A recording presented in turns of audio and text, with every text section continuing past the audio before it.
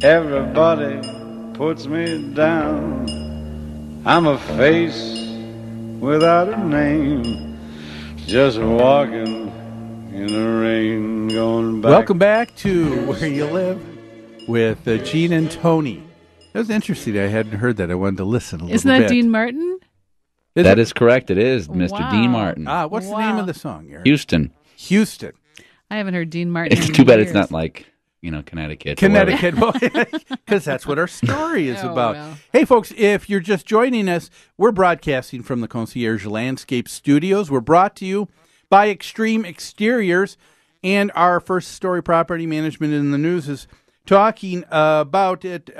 The Channel 3 I-Team wanting to get a scoop and a story made something sound a lot more inflammatory than it really was. They said how odd. They said the management company was to blame for an insurance claim not being processed for this homeowner. And you get this idea that They didn't help the homeowner. He's living in the squalor now because he can't help it. Well, and truthfully, he is living in squalor. Well, that part's There was true. water You're right. damage last March that he hasn't corrected because he disagreed with the insurance adjuster about the scope of the damage. And that's the whole point of the story, That's isn't right. it? Boyle, his name is Art Boyle. He's an adjuster himself. And it says he disagreed with the estimate. When he was adjusting for everybody else, he's got to know that an adjuster has got one thing, and that is to, quote, manage the claim. And what that Sure. means is pay out as little as possible. Manage the cost. I mean, That's why? right. Why? If $70,000 will do the job, why pay out $100,000? And I understand that there's a need That's to right. do that. But the other side of it is this guy knows he's been an adjuster for 30-some years. He ought to know how people are going to be. Now he wants the Cadillac job on his Ford Escort. There's nothing wrong with that. He's got inside information and education, so definitely he should fight for a better deal. Oh, yes. I mean, why not? But there's certain things you can do, you're right, knowledgeably. But here was the issue. He got to the point where he battled with the association, the insurance company, with the property management company, and finally everybody said, you know what? If you're going to continue to talk to us this way, you're going to have to talk through our attorneys. That's right. Nobody That's right. will talk to you. That's right. There's something wrong with that personality type if you Yeah. need an attorney to talk through. Yeah. And so that was the issue here. So part of what has Boyle so mad is that the insurance company says they paid the claim, and the homeowner association has had the money for months, and it's gone unrepaired. So according to all right. So this is where he's blaming the homeowners. now we're Association getting and the management somewhere, company. right? Yeah. Okay, so he's upset that there's the money and he has not received it.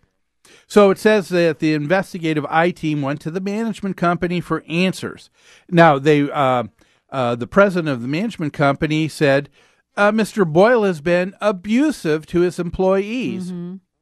And he believes that Boyle is doing something that amounts to nothing more than grandstanding. By getting the press involved. Exactly. Yeah. And you know what? I would agree too. Yeah, I agree. The fact that you get someone, we're in customer service and people will say, the customer's always right. The customer isn't always right. No. The customer is always the customer. Right. But I do not think that there's anything that allows anybody who works for any company that they should be allowed to be abused No. by That's right. yelling and screaming with someone who can't keep things under control. That's right. Okay? So the president of the management company then responded to why action hadn't been taken Yes. yet. And he went on and he said, here's the issue. And he said, yes, the claim has been paid, but he said the association's bylaws state that Mr. Boyle needs to use either the association's preferred vendor, which would be through the management company, or Mr. Boyle can use a contractor himself. Boyle has not said the association's contractor can do it.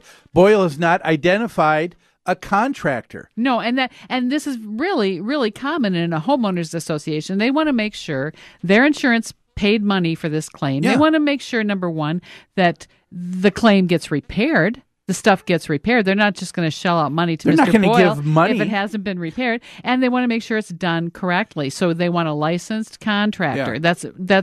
That's reasonable. Yeah, and from time to time over the 27 years or so I've been doing this, there have been individuals who have said the same thing. I want the insurance money. You've got it. Yeah. And the association isn't going to turn it over. There's a couple reasons why. The chief one that I can think of at the top of my head is that, let's say you give the money to the homeowner and then the work doesn't get done. Right. And that was paid out by the association's master policy. That's right. Now, if anything else happens again that does further damage, or another claim then based on that does damage to other units, the insurance company is not going to pay anything out because they're saying that you're doing nothing more than insurance fraud. You've taken the money and not made the claim, so now we're not going to come back and keep that's really important. If this were a row house attached to other homes, the mold issues in Mr. Boyle's home could affect his neighbors. And you're saying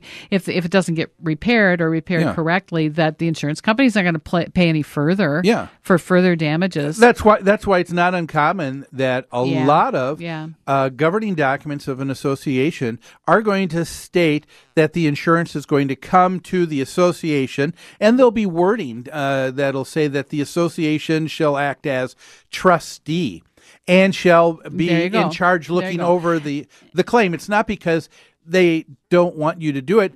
They just want to make sure that one individual doesn't negate the insurance for everybody else. There you go. In this case, they said if Mr. Boyle chooses his own contractor, he'll get half the money up front and the other half when the work's been inspected and approved. Now, of course, Boyle's really upset with that, and he doesn't want to. And I got to tell you that. And why is that? I got to believe it's because he thinks that he's going to get the money. He now knows what that amount is, and now he's going to shop around to find a lower cost vendor to do the work, and then the difference he pockets. He wants all the money right away. Yes. And you're saying for that reason he wants that money in hand, and then he'll do the work less expensively, and then he can keep the difference. It's an assumption. It's an assumption of mine, but one that I think is right.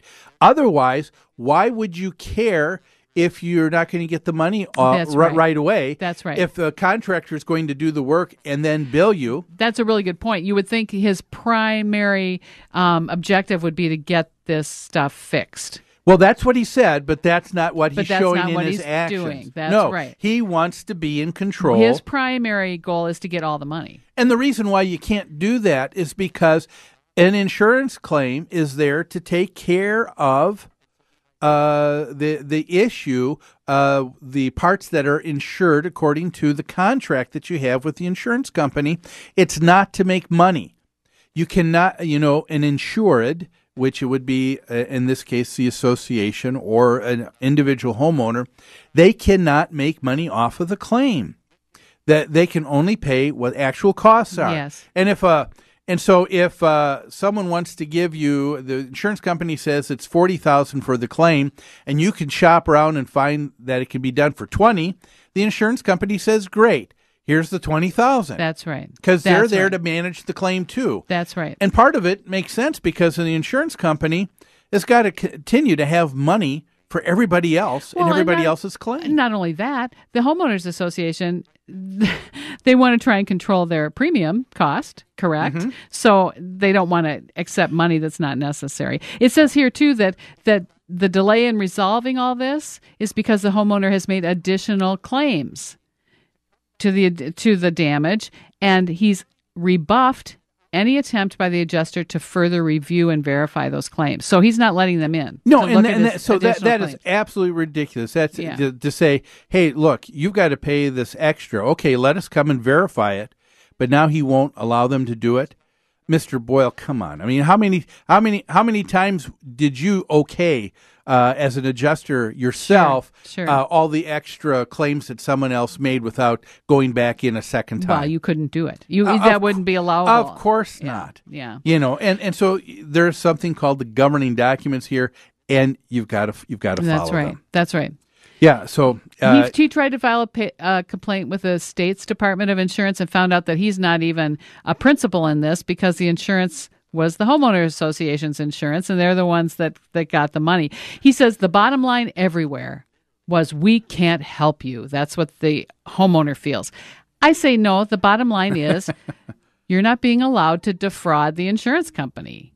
You're not being allowed to get what you want when you want it. Yeah, that's exactly true. That's it. That is the phrase we repeat more often than not on this show.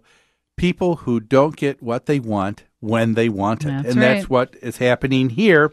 But hey, it just said, and the I-team, of course, after doing this wonderful reporting and investigative reporting, it says just hours after the I-team was talking with the management company, Mr. Boyle received a letter suggesting a solution. The solution was what the management company had offered before. In the first place. You'll get half the money. You'll get half the money to begin with, the other half when the work is done, and Boyle is now agreeing to it. Mm-hmm. So I don't know if Boyle finally thinks that he got his way, or the I-team here thought that they were responsible for justice to take. They're taking credit. Take credit for what had happened here. I would say that Boyle received a letter in the mail that probably was in the mail days before, and not out. It didn't occur hours. So anyway, folks, what do you think of this?